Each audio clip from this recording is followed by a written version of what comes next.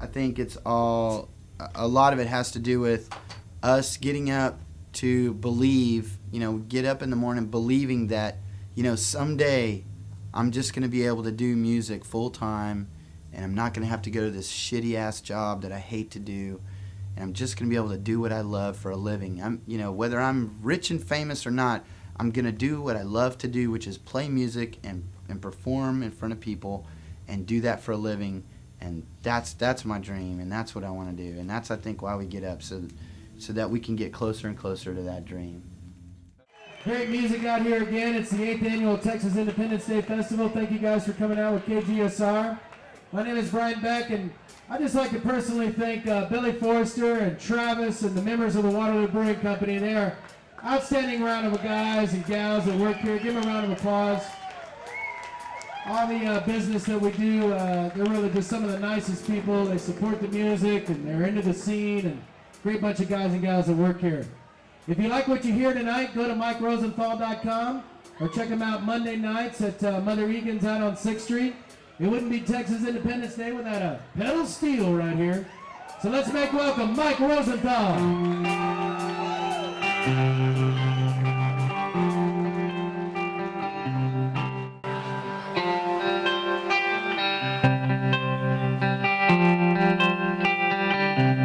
See, I found out yesterday that you left and you're gone away.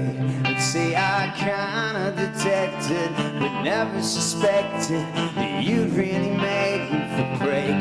Let's see, I would cry when I woke today. Yeah, I would try to devise a way for no one without you to live here without you to finally get the nerve to say it's okay.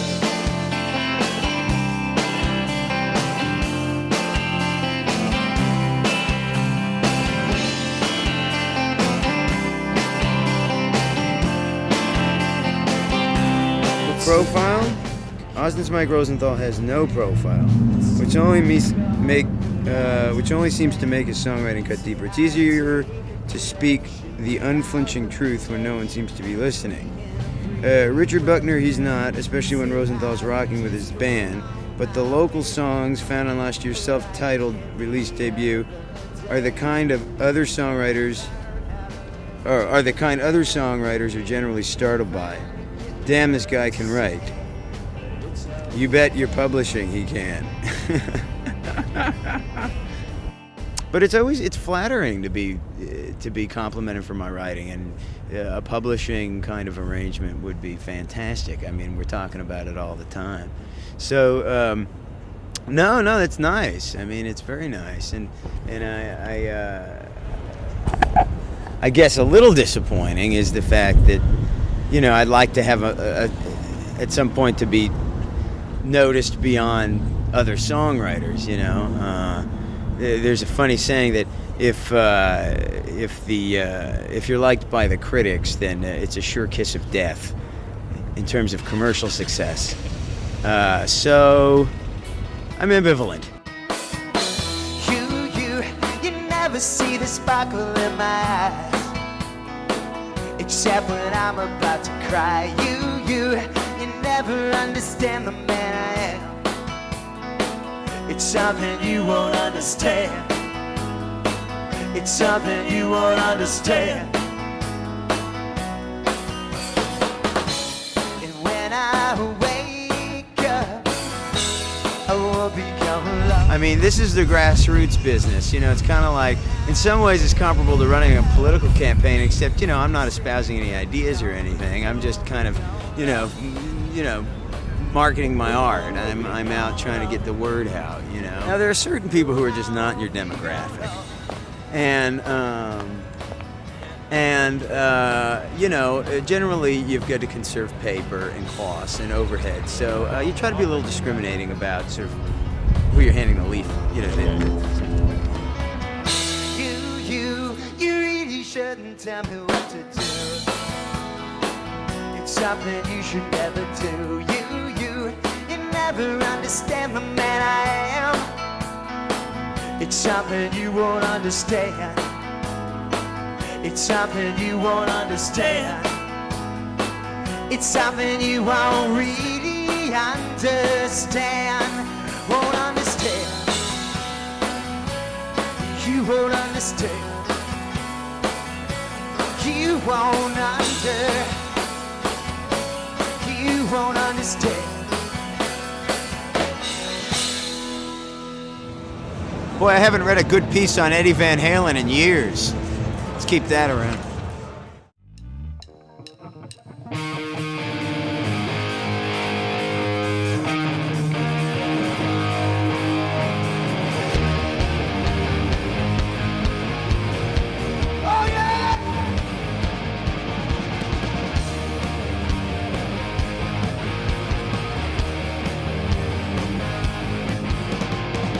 When you look up into the sky, does it make you wonder why life is so sad sometimes?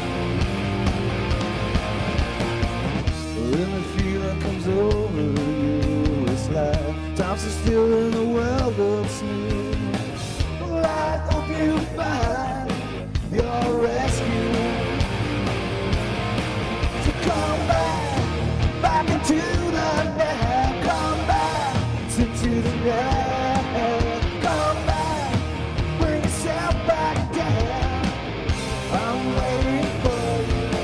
And I mean, we've had some really fun things happen to us. I mean, we've, played showcase in front of labels in New York and LA, and we, toured the Midwest, and we've had some fun times, opened up for some big bands, like Sugar Ray and Cowboy Mouth and Vertical Horizon, stuff like that. But, it's a journey, and we realize, we've kind of come full circle in the last 4 years since day one, and we realize, it's really a journey, and we've always tried to have fun. And I mean, that's probably one of the most important things, that, if you're not enjoying it, then there's no point in doing it, because if you're in it just for the money, forget it, because,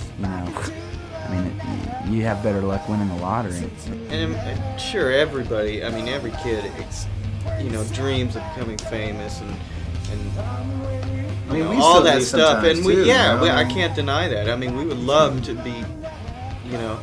be playing in front of thousands of people and have, a 15 album record deal. But, you eventually, in our position, like they said, we come full circle. We haven't been there yet, and we're 30 years old. What are we doing? Most part, the reason timelines come into the picture is because of women. Women make you think about, if this ain't happening by then, I gotta fucking, do this or that. Or parents or friends that are both successful. It's like Friends that are making lots of money. well, I'm making $50 grand a year and driving a Lexus. And what are you doing? Still making about 12 a year and eating like nothing. But damn, my band rocks. Yeah. To come back into the night. Come back into the night. Come back, bring yourself back down. I'm waiting for you. I've been waiting for you. Oh yeah, come back. Yeah. Our manager was my sister and the singer's wife, and it worked out great for a while there, but after a while the marriage wasn't working out, and that started to create pressure and strain on the band itself. And I tried my best to be as as businesslike and still be a brother as I could, but it just got really, really tough, and it still is tough, in the sense that, I did have to choose, between, a family, and it seems that way, but I don't know. But I ultimately ended up choosing the band, and,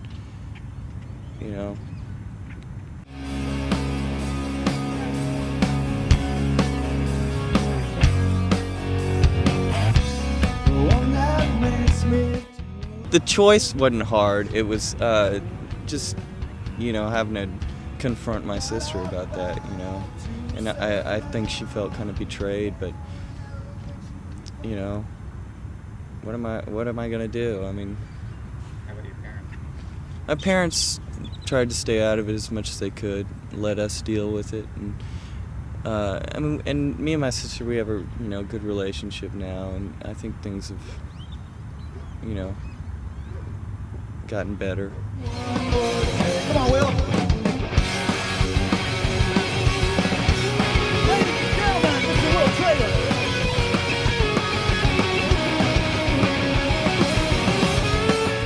To a certain extent, there was some resentment. I mean, because, when you have a manager and a band, the band's going to talk shit about the manager, It's just part of the game. And that was the hard part, listening to the shit talk and it being my sister, If it was another person, it wouldn't have bothered me. But, so that was another reason why, I thought it was best that we part ways, just so that there wasn't all that bullshit involved. I mean, it all happened so fast. I came down in about 2 weeks before I moved down, and just to visit, just to meet the band, because everybody, his sister at the time was still the manager, and she wanted me to come down and meet everybody and kind of see. And I kind of did a tryout where I came in, and Chris had sent me a tape with 4 or 5 songs on it, and I learned all the songs and came down and we played in this little teeny shoebox practice room. And after we got done, everybody kind of looked around, and I kind of looked around. I was like, all right, I guess he'll do. So I guess I stuck. When Chris called me, he was like, we got a manager, we're getting ready to do a CD. So I kind of felt like I was stepping into a project that was, already had the wheels on it, and it was already moving forward. And doing what I was doing in New York, it was a giant step ahead. So I had great expectations. I thought it was a project, something I want to be in. We were all very focused, and we were very focused together, and that's one thing that really made it work is, and we all put in, it's all, it's total democracy, everybody, and everybody's well listened, and it's cool, everybody puts their opinion in, take it, and vote on it, and a lot of times it's 3 against 1, sometimes, half and half, you never know. I've been in some, good bands that I think really it's the personalities in 50 Mission. Like we're just really good friends, and it's really cool. I started playing at like the Back Room and stuff like that in the heyday of the Back Room, glory days of the 80s, late 80s and, early 90s. And I was in really good bands, talented bands. I had, one of my bands, Blind Date, was really good. We did big shows, opened up for a lot of big touring bands, and, did a show in San Antonio for 24,000 people. And, we had a like a $500,000 record deal on the table, pretty much, and blew it. It's really weird because when you're in a band, you deal with personalities. And you have to learn how to deal with different personality types. And, even my personality type, the guys I play with have to deal with me, and I know sometimes that can be a, pain in the ass. So, but we're just real good friends in 50 Mission, and we love playing together, and we dig and enjoy the music that we write together, we make together. This is a huge. This next year is everything. For me personally, it's everything for me personally because I found myself kind of at almost like a crossroads in my life now. It's a weird thing, and I'm just kind of, I'm really studying it and looking for, signs here and there, but I remain positive because, that's how I am. I know that I have a great band, and I don't want to do this with anybody else, really. And I had the guys come to my house a while back, probably, 3 months ago, 2 months ago, and I was like, look, I decided that, in my life, I pretty much gave myself a year. And I told these guys, I said, look, I think we should move, and because everybody wants to do it, as a job. And to me, being down here in in the middle of Texas, in the middle of like, it's a huge state where it takes 6 hours, 10 hours to get out of. It's like, I just, I was like, we're gonna do this. Let's go to somewhere. Let's go. My whole point was going to Midwest, whether it be wherever, Indiana, Tennessee, Kentucky, whatever, somewhere up there where, you sit there and you get a map. I've done this several times. You get a map, you can hit 7, 8 states in, 2 to 3 hours. You could, plus me being, living there for 21 years, is like, there's zillions of colleges up there, zillions of clubs. You could literally play 4 nights a week, original material, and probably make a decent, be able to, do that to pay our bills. But so I basically said that and found out that, DJ has his reason why he can't go, whether it's financial or, his mother, and being here, and she's kind of got some health problems, I guess, and Will just not wanting to go unless we have a record deal and we're going, moving that way. And Woodhuck, I'm not sure. We've kind of had some talks both ways, but basically I just said, that I was like, I give this the last year, man. I gotta move on. Yeah, whether that's I don't play music again, or whether that's, I do my own thing. I just, I play solo acoustic in the coffee shops. Whatever. I don't know what I'd be doing without these guys, and it will be a sad day in my life if we ever break up. Like I said, I don't want to, the bond we have, and as much shit we've been through, ups and downs, and yeah, I want them to go in a second. Shit. I'll try to talk them into it till the end of, till the last minute, Well, this song's called Get Up, and it's kind of written around this one line, which was get up off your butt. When you're tired and you're weary and complaining and poor, pitiful me. All that type of thing.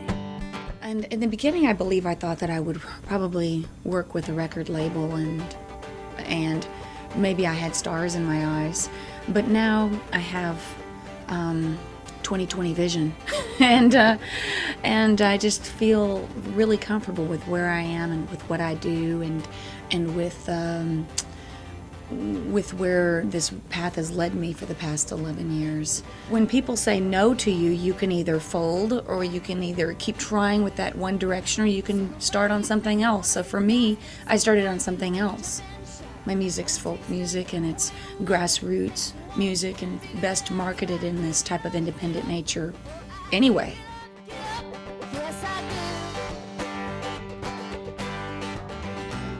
I've always loved music and felt that the only way I was going to be able to be happy in my life was to work for myself and do something I cherished, which happened to be music.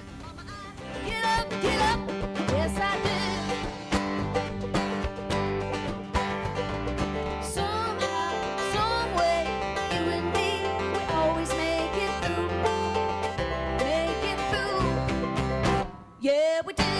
I know in my gut I have this compass that I know when I'm batting a home run, and I know when I'm not. And every time before we release a studio CD, I really, really, really agonize over it and make sure that, like for instance, Places in Between, I made darn sure before that came out that everything on there was the best I could do it. And then that way, no matter what happened, good or bad, from that CD, I could say, hey, at that time, that's the best I could possibly do. Yeah, we do. Going into the studio has been it's kind of a nerve-wracking, stressful process. You've got a budget, you've got to go in, you got to get it done, and there's not a lot of room for experimentation or screwing around, and I think the stress starts to affect performance, particularly me. I'm just sensitive to it. Some people can go in and deliver probably a lot easier or a lot better, but So it's been a really neat process in terms of it. Ken's just a really kind of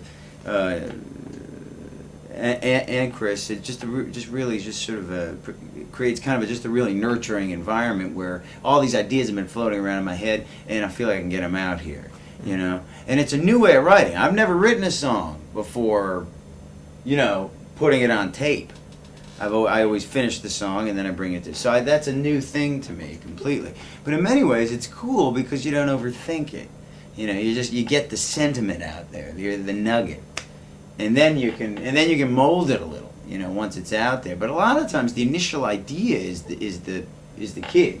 4 or 5 of these tunes are like we're tracking at 1 or 2 in the morning, and he's like, hey, I think I got an idea. Or he's strumming something, and I'm like, hey, what is that?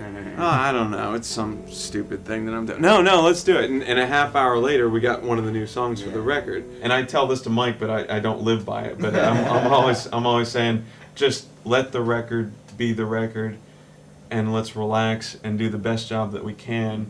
And if it sells 100 copies, it sells 100 copies, and if it sells 100,000 copies, it sells 100,000 copies. We've got 23 songs. We need one good song that people relate to. Yeah, well, you know those Dynamite fellas, the Dynamite Hack? Yeah, the Dynamite fellas. They had that one. The Boys in the Hood. Yeah. Remix.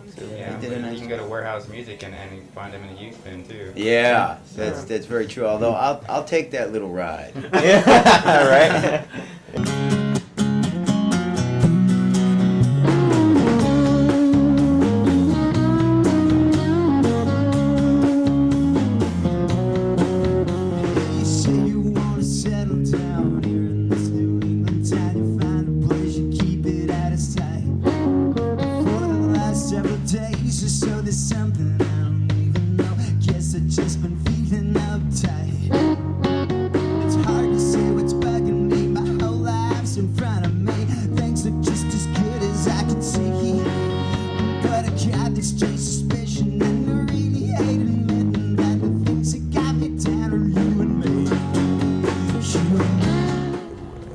Decide to pursue the thing you love, and the thing you love isn't necessarily lucrative, or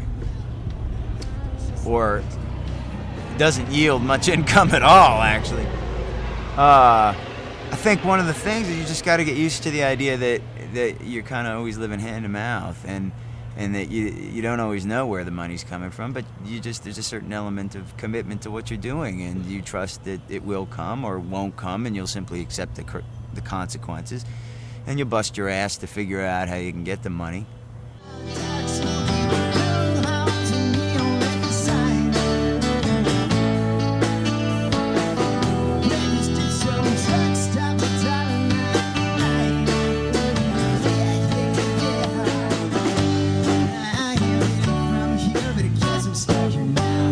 I have this kind of split personality where I, am sort of a singer-songwriter with an acoustic guitar, country influence, from growing up listening to a lot of country music and bluegrass, and there's also, the 15-year-old, 16-year-old kid who grew up listening to the Cars and AC/DC and Kiss, and so I think what we've decided to do on this record is really kind of go with the 16-year-old.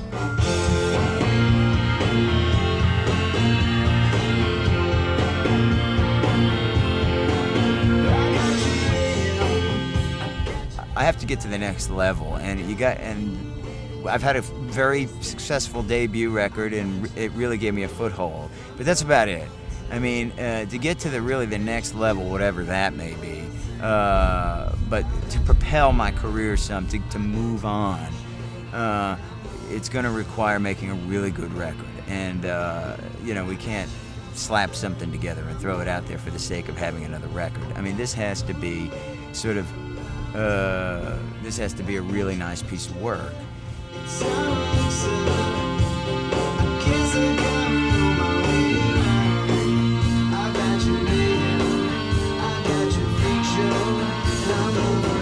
You can't go any later than mid-November, because then you get into.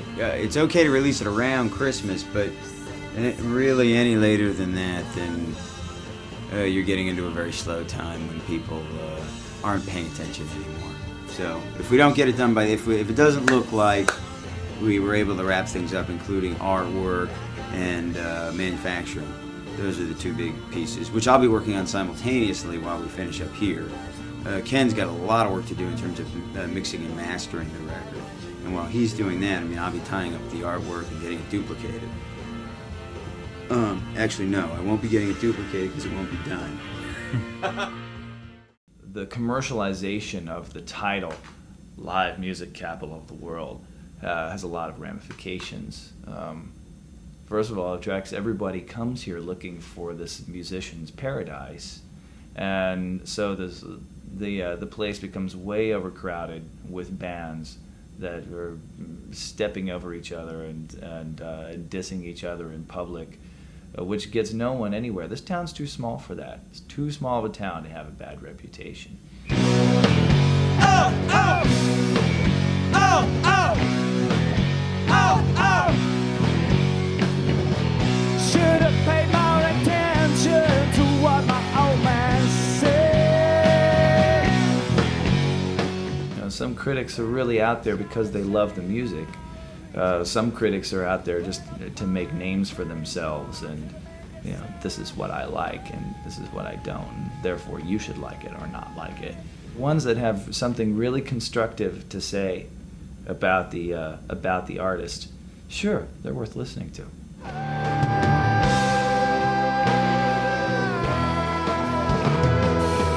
Conceded a long time ago that this is what I am, and I don't do it because it's what I think I'm supposed to be. I do it because it is me. I knew I wasn't going to make any money here. I knew that I wasn't going to get a huge following of people, but I came here to work on my vibe. I came here to be a better human being. Just because of the way people think and the way people interacted with each other when I moved here, it was very attractive that way.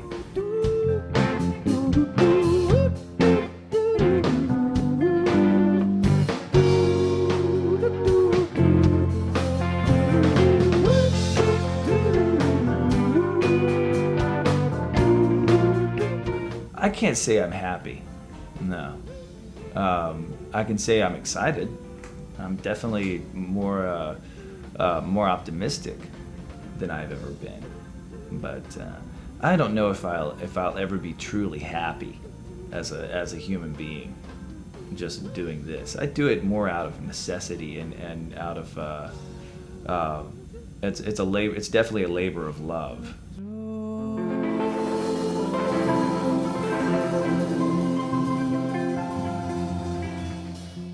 I think one way, I think there's kind of basically 4, and there may be 5 if I really sit and thought about it longer, but 5 ways to really get out there and sell yourself and be successful. And I think one of them is having somebody that's a friend or somebody that is an acquaintance at a radio station, a program director, a music director, a DJ who's an influential DJ at the radio station, and somebody who likes your music and will kind of champion your music to the station.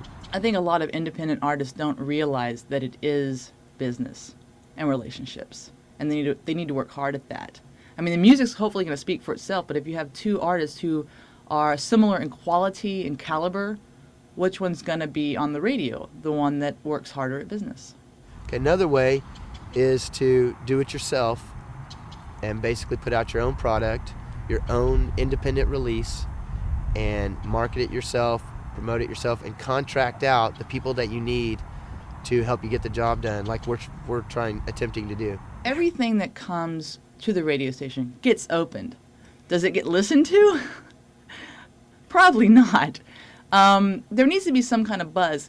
You're sitting at your desk as a program director or music director, and daily you might get 5 to 10 CDs in the mail. What are you going to open first? Well, you're probably going to start with some of the major labels. And then if you're looking at local independent folks, it's going to be somebody you have to have heard of. Either they've contacted you, sent you multiple gig lists, you need to know they're playing out. Just some random person who puts out a demo CD and is not playing, isn't working towards a product, you're not going to listen to their music because they're not putting the effort forward to actually build a following in the first place. So you're not just going to ban this song pops on the radio. Doesn't happen like it did in the 50s, I guess. Because there's so, with technology being what it is, anybody can put out a CD, and anybody can put out a crappy CD.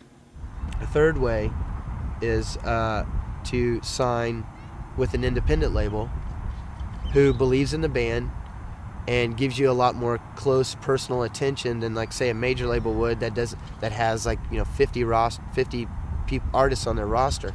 An indie label that doesn't have a big roster, and they may not have as big of a budget, but they believe in the band, they're real passionate about the band, and they're willing to work really hard to promote the band. The deal doesn't make 95 or 99% of people happy. That's what I'm concerned with. I see so many people, especially now that people write to me and tell me how they're doing, and they keep in touch with me, and it's the ones that are really not taking their careers for granted, that are working, that are just trying to develop their careers. Those are the ones that are happy, that are succeeding, and the ones that are just going after the record deal start to get bitter. Because the bottom line is, if you get your career in order, if you develop something big, the labels are going to want you. You don't have to go begging. That's what they told me, and I said that in my last book. The cream always rises to the top. A fourth way is to have the right song at the right time to the right person. You have to be really extremely lucky, and I don't really believe in luck that much, I think there have been people that have been successful because of luck, but I don't believe in luck. I believe in persistence and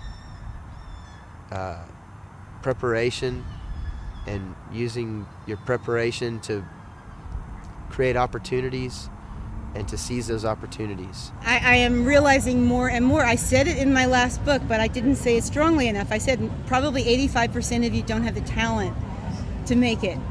I said that in my last book. Now I'm going to emphasize you have to hone your craft.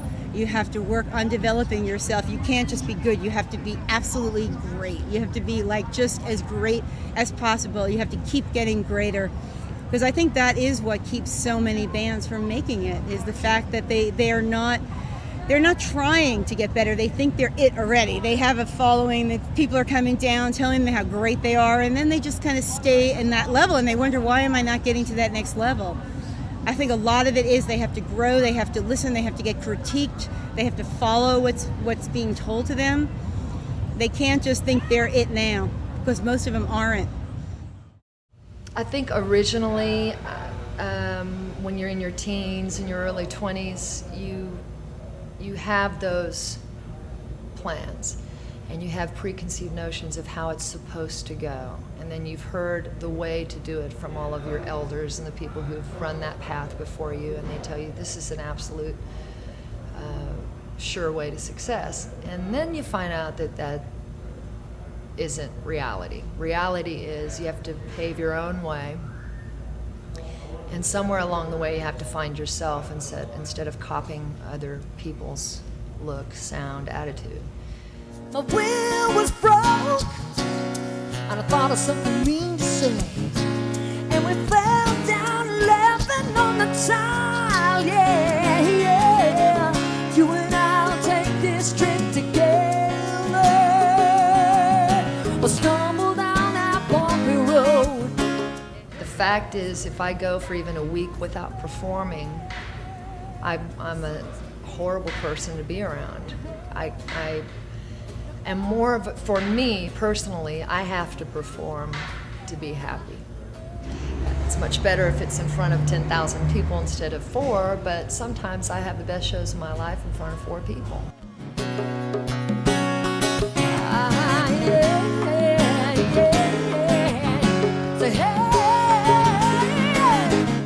You stop thinking about, God, I wonder if some bigwig is going to walk in and discover me like they did Elvis. I don't think it happens that way anymore. I mean, it probably does once in a while, but it's more like you make it happen. The fact is, it's hard fucking work, whether it's with a major label or an indie label. And at least I want it to be with people who recognize my talent and say, we want to help get that out there, and really think that I have a product that they can sell, and that we can communicate, and we actually have a friendly relationship instead of it being some asshole in a suit.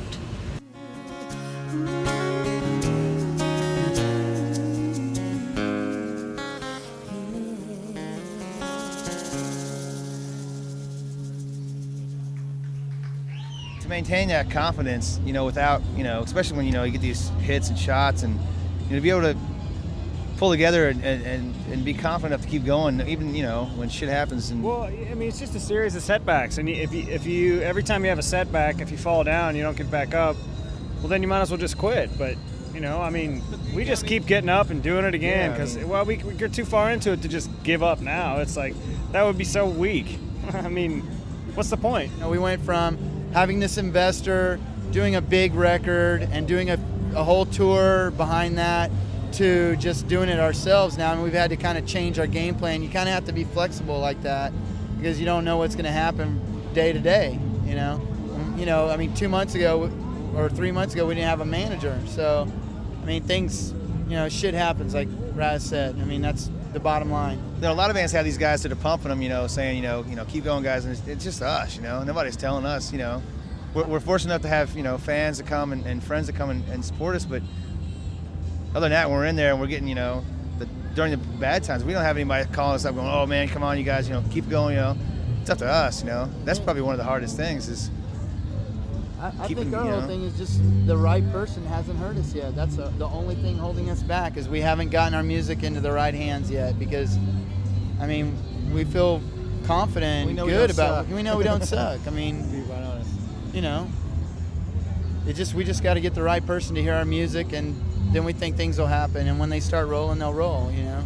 So we just got to stick to our guns until then. Ready, Raz? Let's do this. Here we go. Here we go. Here we go.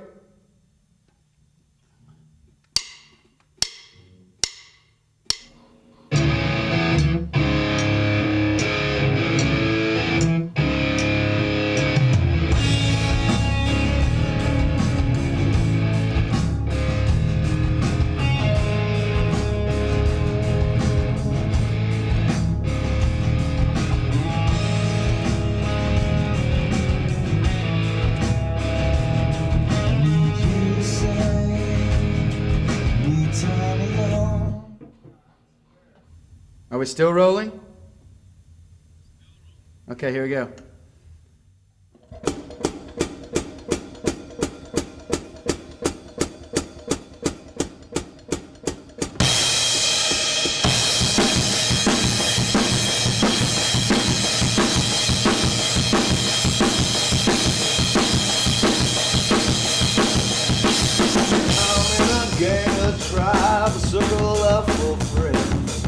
Blood, sweat, and tears we roll. I'm intertwined within. The night is our last line of not knowing what's to come. It's always something better, yeah. The day job's at dawn. Well, I'll never let on control the air I need to breathe. This is who I am. Give me strength, life for blood. Sacrifice it all for love. This is what I do. Are you down? I've seen a million lifetimes pass before these eyes. You can't give up to everyone. Live to survive. But I'll never let on control the air I need to breathe. This is who I am.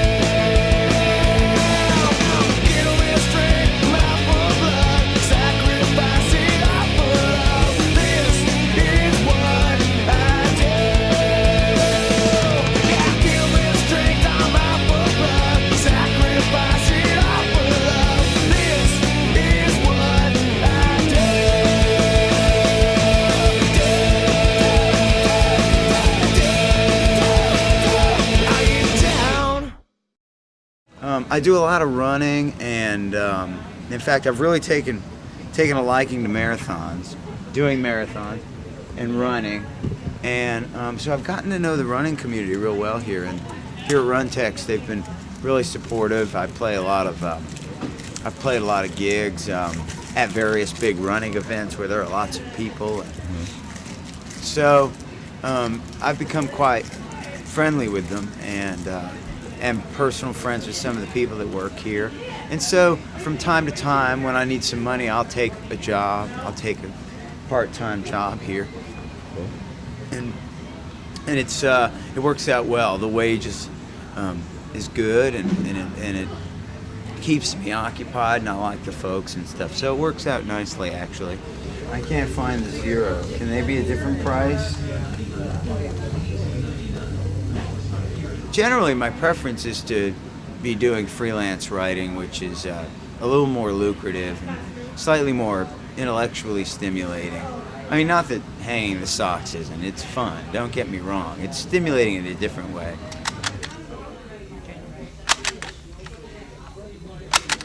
It's always a struggle. You got to figure out what, you always got to figure out how to balance kind of making a living and your art, So everybody, so I don't complain about it. It's just part of the deal, It's just part of the deal. For some people, running's kind of an athletic endeavor. For me, it's just kind of a way to relax and cool down, burn off excess energy every day, empty my head, and just kind of get out of myself for a while. I find when I don't, I get really irritable and I get kind of moody and I feel very anxious, So you guys, you should come to the gig tonight, okay? No. It's at Flipnotics. You should come. Huh? What are you saying? 10:30, yeah. So anyway, the coworkers won't even go see you play, That's fucking sad. Artwork. Hit record. I got your AM, I got your freak show, I got a new way to travel this land.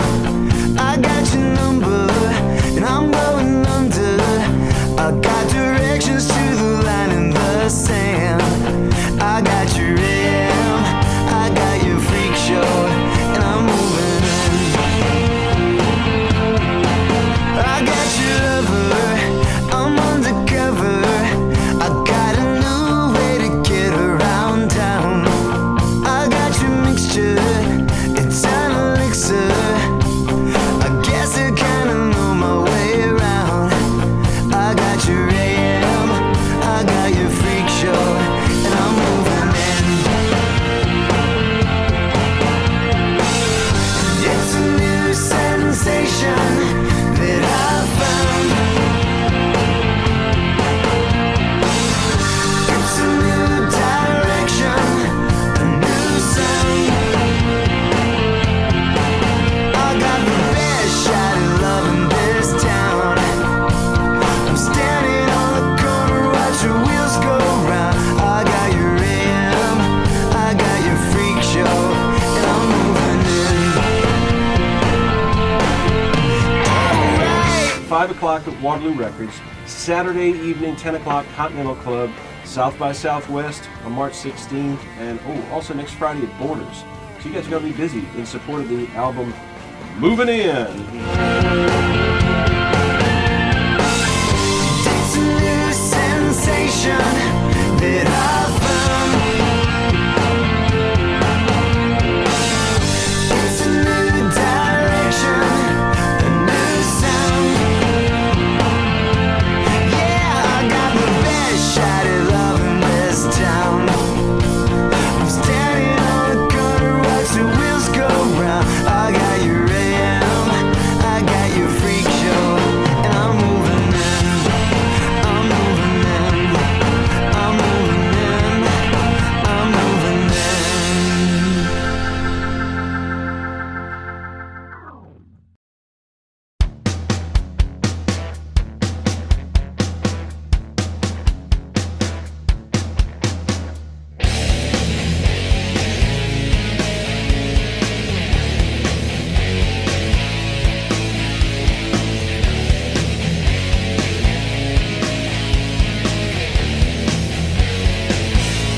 went out to Dripping Springs, which is probably, what, 30 minutes out, maybe. And got there, me and Wodak, and we get up, and the lady's real nice. She got all the stuff on her porch, 3 boxes. And she's like, wow, I love you guys' artwork, it's so cool, and this and that. We're like, cool. And she opens a box, and first thing I see is this like poop brown color in the CD, and I was like, oh, no way. And then like she hands it to Wodak, and it's like this blue like artwork, and we both looked at each other like, he's like, that's not ours. She's like, oh my God. She starts ripping all the other boxes open. She grabbed some of the band's CDs. So we're just sitting there going. She made the wrong switch. Yeah. So we have to go make the switch again. Yeah, we have to drive back out there. Now that's critical because tonight We need him tonight. We Actually, need to we sell. wanted him yesterday so that we could get him in the stores today, but I don't know if that's going to happen or not. So it may not be till tomorrow. But we got to have him for the CD release. Yeah, because we're hoping to sell quite a bit this evening. Don't ever let go. Don't ever let go of me. And all the fears I feel turn to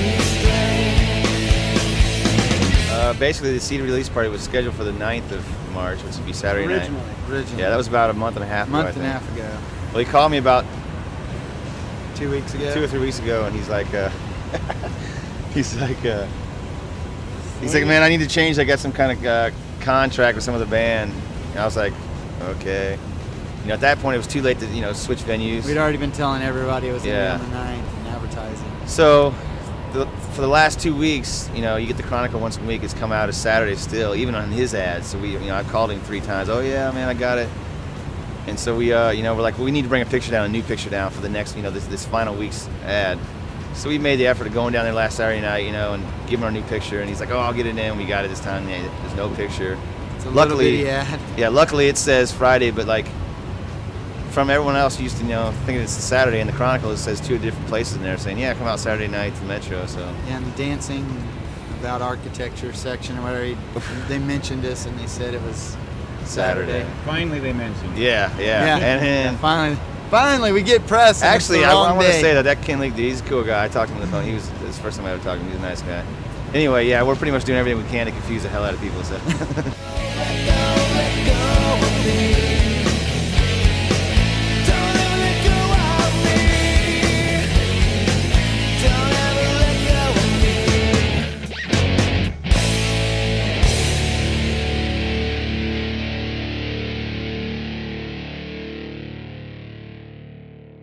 Thank you very fucking much. How you doing this evening?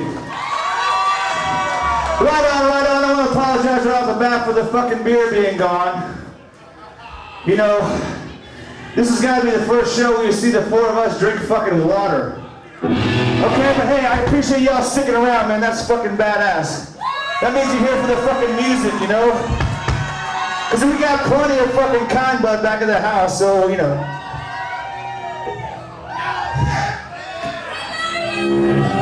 I smell some good sensimilia going around. So anyway, the CD release party, no liquor license, so we're supposed to provide the beer, but I don't know if I'm explaining this right, but he provided the beer.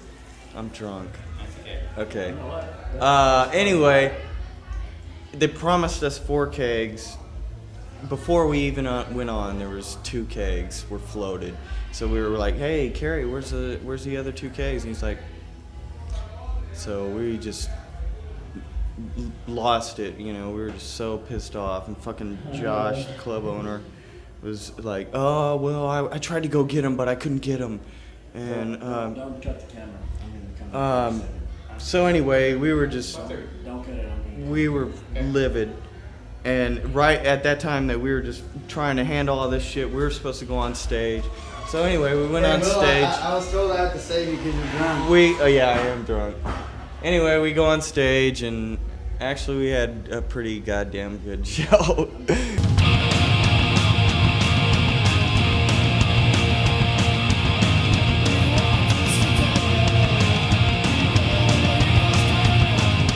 I have to give it up to the people that stayed, and how many people would you say there was? 100, maybe less, 60, whatever.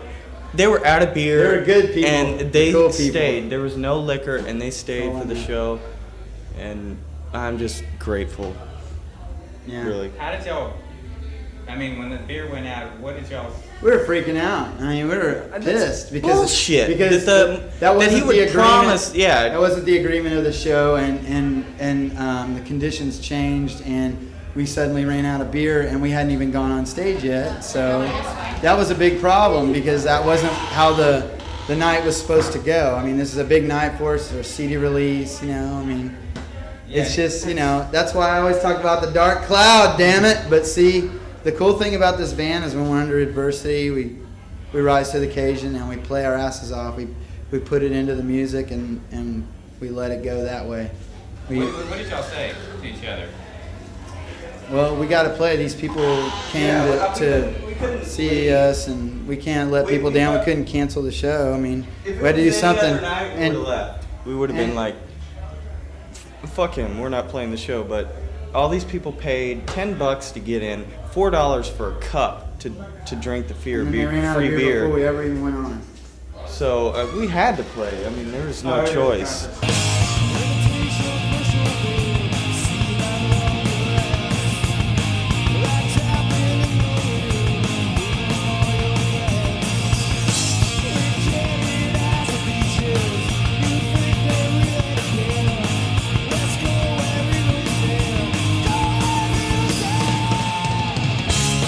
Well, it was midnight, and I was getting ready to walk up the stage, and another band started.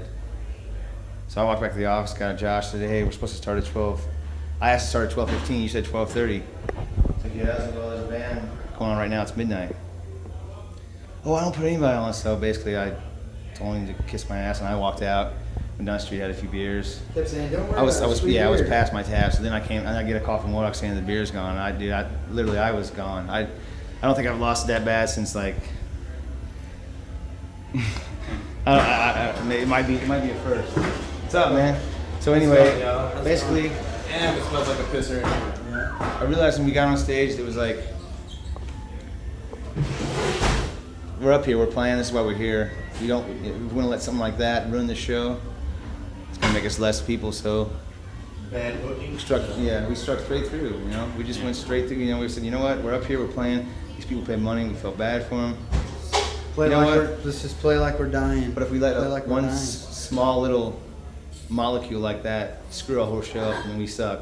But we didn't. So We just I put think it we in- had one of our best shows we ever had, if you ask Yeah, me. yeah, we just I mean, Sugar focused Ray's all cool, that a lot of energy people, into but- the show, and we just like, let's just kill them all. Let's Seriously, just I kill will them. go on record saying that, you know, we've always said the best ever was the Sugar Ray with all the fans and stuff. That was cool, but tonight was the most ball of energy that I've been looking for since we started this fucking whole thing. That's all. That's all right, dude. Come on in, gentlemen. This is a public restroom. All right.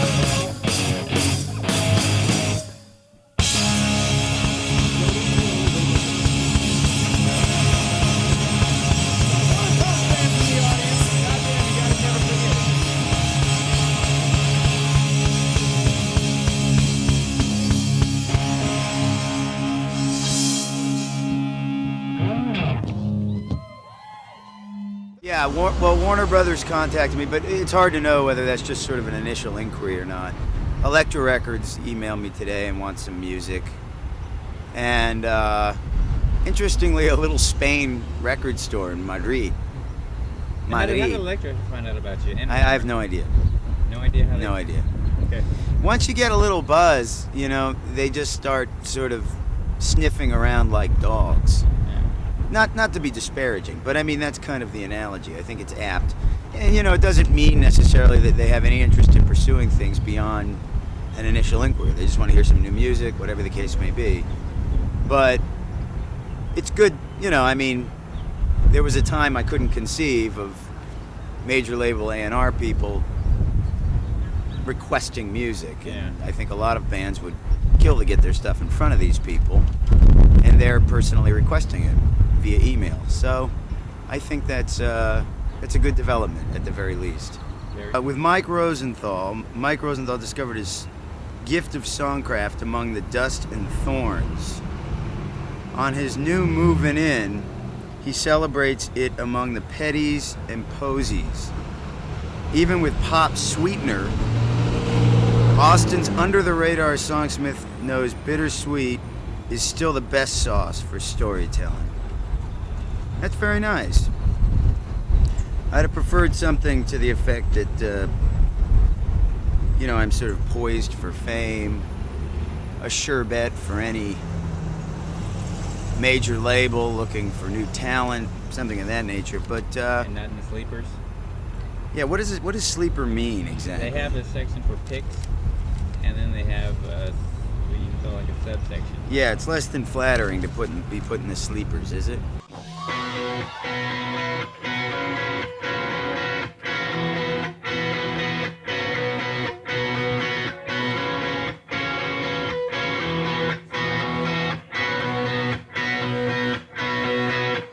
You gotta pick up the slack. Don't tell another story like that. You told 1,000,000 already, and you're all kind of freaking me out. You got your love on the side, and you're praying that the two don't collide. I got a prior obligation to be chasing some unnameable fame. I was caught in between a memory and a dream. And we laugh cause it's funny, but the money's more important right now. I'm gonna pick up some swag.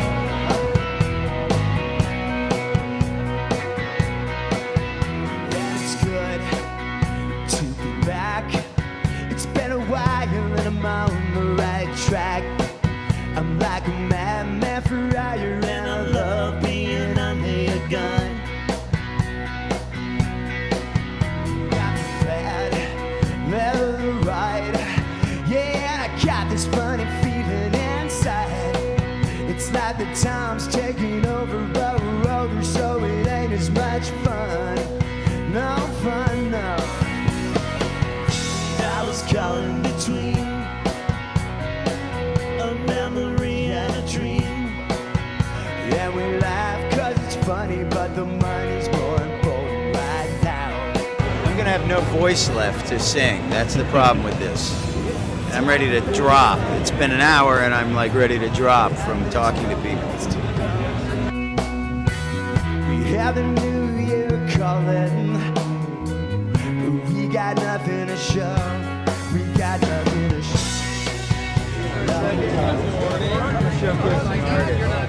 That's why you're here, remember?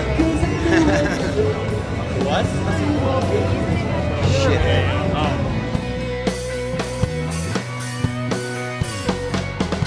I was caught in between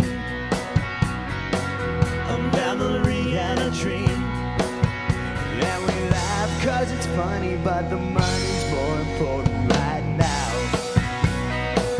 Yeah, we laugh cause it's funny, but the money's more important right now. It's more important right now. It's more important right now. It's more important right now.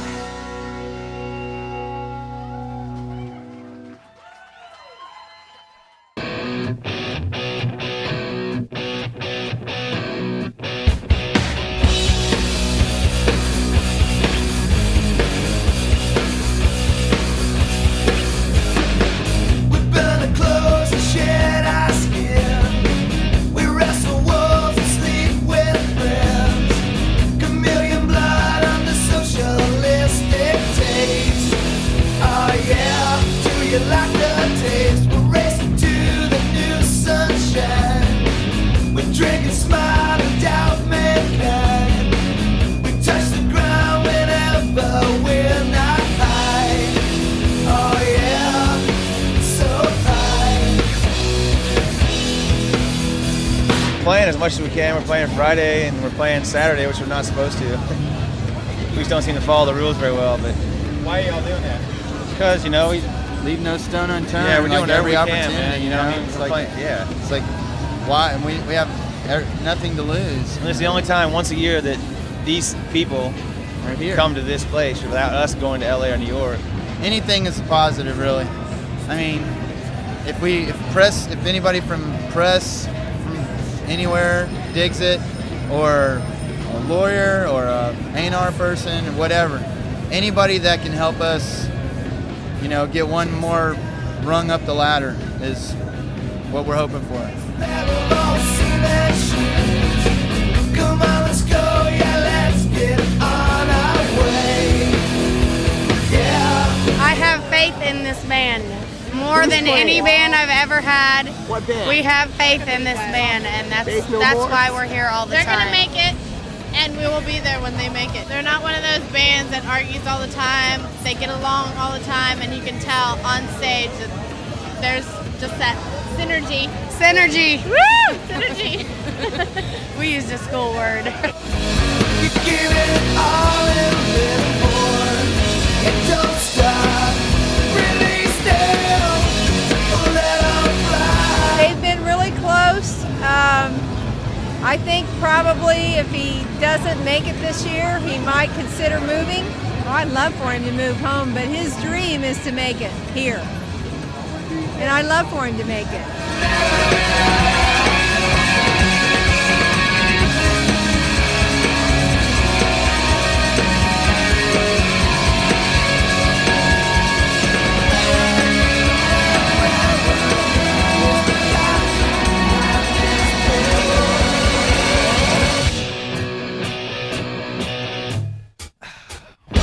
What you give is not enough.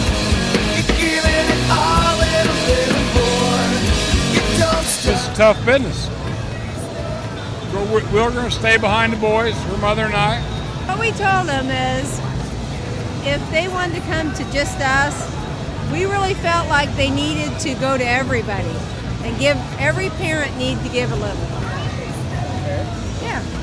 And we haven't heard anything about that, so we don't know. Maybe we'll have to do it ourselves, okay?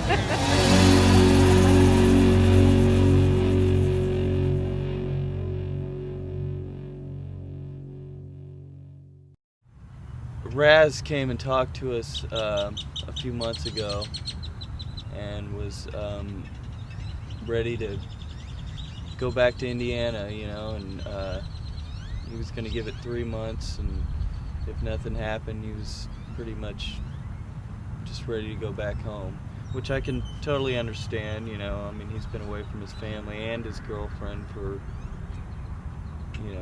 a year, maybe longer. So me and Deidre talked it over, and we were like, well, yeah, we'll move up there too.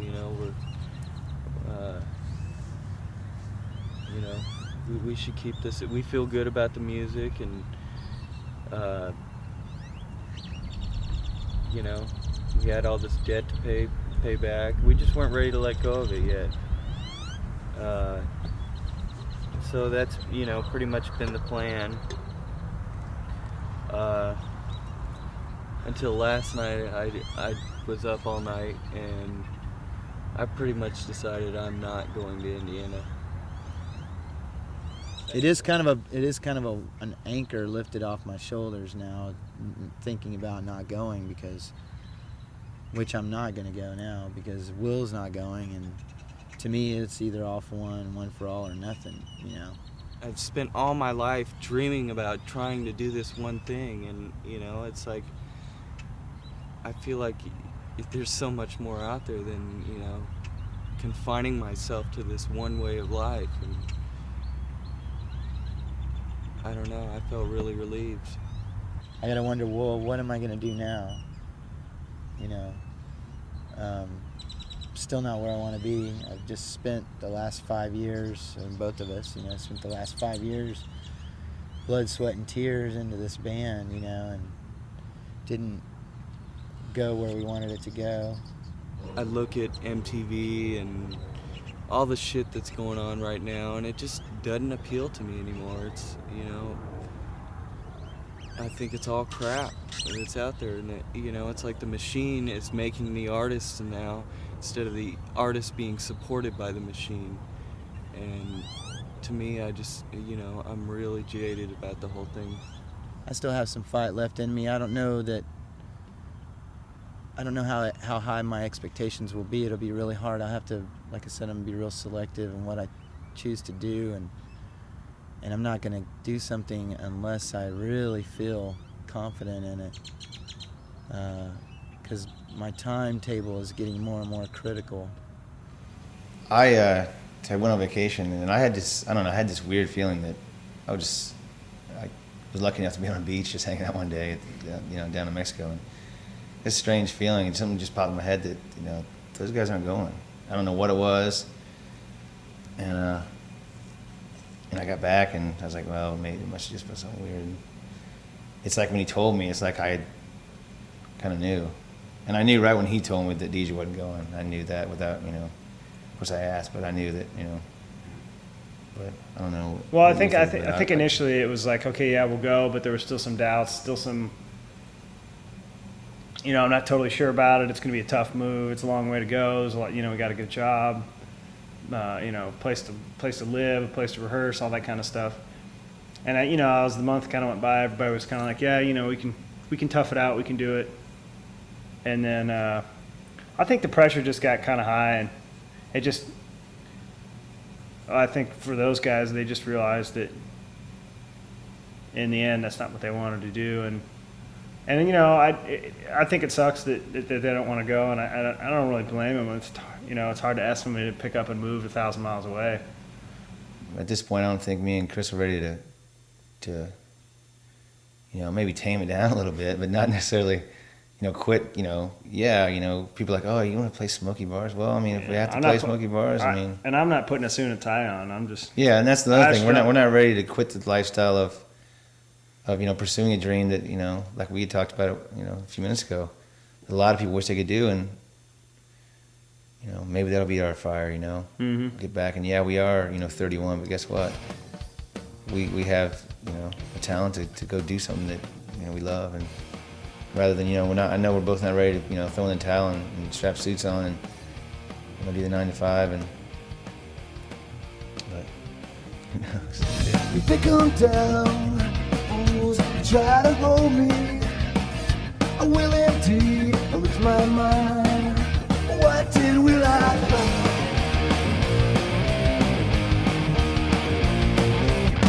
See you left alone, see the world away. I drop by to dry your eyes, feel your way. Right now the situation, you can't hide. Find another situation, that's why I say, hey, it's all good enough, we'll forget about today.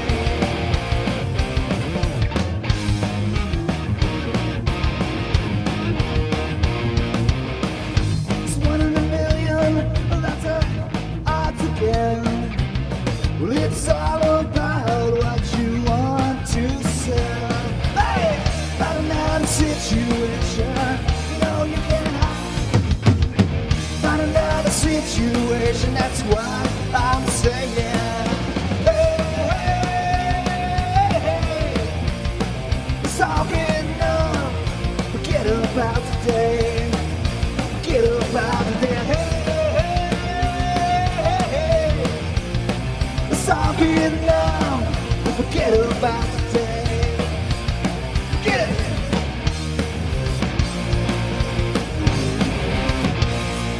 We've shared a lot of good and a lot of, hardship along the way. We've gone through stuff that would probably have ended a lot of bands. We actually, there's definitely some character and some heart to the band. It just, sometimes you have to say, okay, when is enough?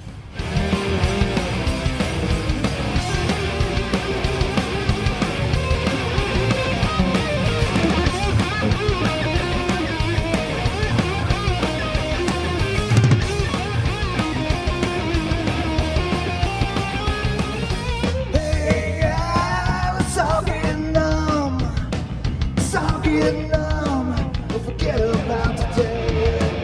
Forget about it. Say, hey, hey, hey.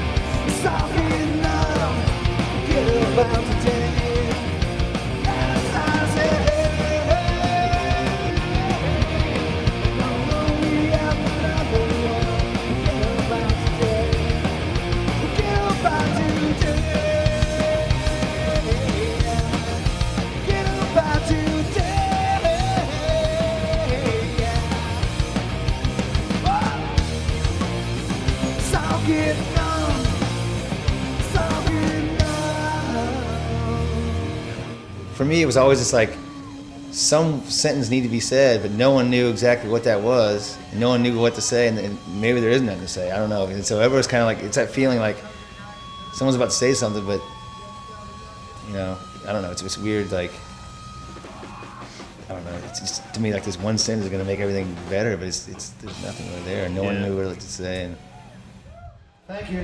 One more time, give it up for 50 Mission Crush! Increasingly, as I think as I'm getting older, I just don't care about success and fame for the sole purpose of success and fame. I'm realizing increasingly that, and it may be a basic lesson, it almost sounds cliche, but that you really just have to love the process. You have to love what you're doing on a day-to-day basis. Enjoy it. To really sustain a career in it, because otherwise you're too focused on the destination, you're too focused on the deal, on success, on money, on approval, and then when it doesn't come on your, in your time frame, then you become frustrated and you become bitter. It's just inevitable. It's like it's waiting for the water to boil. It's the same thing. It seems like an eternity, and meanwhile you sort of piss away what could be, you piss away whole weeks and years of your life waiting for to arrive at destination B, only to find you never reach that destination, or that you were supposed to go someplace else all along. I don't mean to be fatalistic, but that a lot of times I think we try and conceive of of what we want, and we have a vision of it, and that a lot of times if we sort of just are true to ourselves and operate based on our fundamental principles and values, it brings us to a place of happiness and success that maybe we didn't anticipate, but that is nonetheless satisfying.